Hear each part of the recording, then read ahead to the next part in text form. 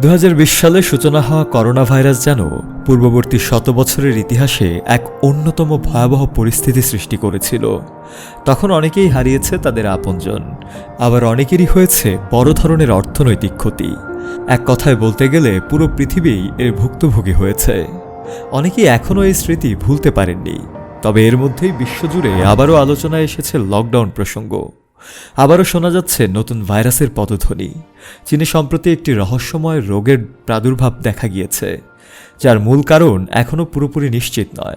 তবে প্রাথমিক ধারণা অনুযায়ী রাইনোভাইরাস ও হিউম্যান মেটানিউমো অর্থাৎ HMP ভাইরাস সংক্রমণের ফলে এই রোগটি ছড়াচ্ছে। এর প্রধান লক্ষণ হল শ্বাসতন্ত্রের জটিলতা। জাপানেও এই রোগের অস্তিত্ব শনাক্ত হয়েছে। বিশেষজ্ঞরা জানিয়েছেন এটি নতুন কোনো ভাইরাস নয়, এটি শ্বাসতন্ত্রে ছড়িয়ে পড়া অন্যান্য ভাইরাসের মতোই একটি সাধারণ সংক্রমণ।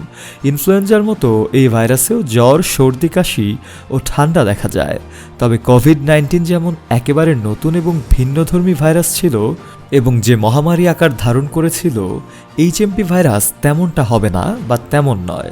ফলে আতঙ্কিত না হয়ে সতর্ক থাকা এবং চিকিৎসকদের পরামর্শ মেনে চলার আহ্বান জানিয়েছেন তারা। 2023 সালে নেদারল্যান্ডস, যুক্তরাজ্য, ফিনল্যান্ড, অস্ট্রেলিয়া, কানাডা, যুক্তরাষ্ট্র এবং চীনে HMP ভাইরাসের অস্তিত্ব শনাক্ত হয়। সাম্প্রতিক সময়ে ভারত সহ এশিয়ার কয়েকটি দেশেও প্রাদুর্ভাব দেখা গেছে ভাইরাসটির। যদিও বাংলাদেশে এখনও এই ভাইরাস নিয়ে উদ্বেগের কিছু নেই বলে জানানো হয়েছে। তবে বিভিন্ন আন্তর্জাতিক গণমাধ্যম এই ভাইরাসের সংক্রমণ নিয়ে আলোচনা শুরু করেছে। পাশাপাশি লকডাউন শব্দটিও আবারও আলোচনায় এনেছেন তারা। বাংলাদেশ সহ সারা বিশ্ব নতুন করে লকডাউনের দিকে এগিয়ে যাচ্ছে কিনা তা নিশ্চিত করে বলা না গেলেও সাম্প্রতিক পরিস্থিতি আমাদের সচেতন এবং প্রস্তুত থাকতে ইঙ্গিত দেয়।